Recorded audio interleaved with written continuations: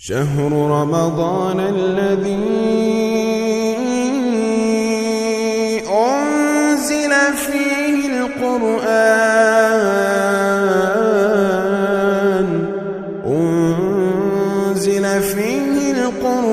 هدى للناس وبينات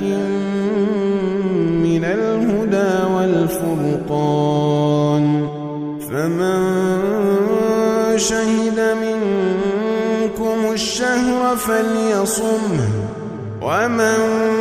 كان مريضا أو على سفر فعدة من أيام أخر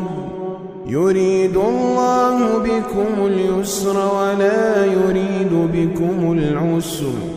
ولتكملوا العدة ولتكبروا الله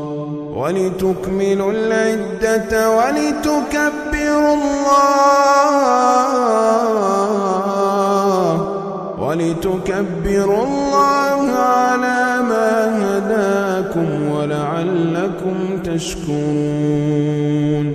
وإذا سألك عبادي عني فإني قريب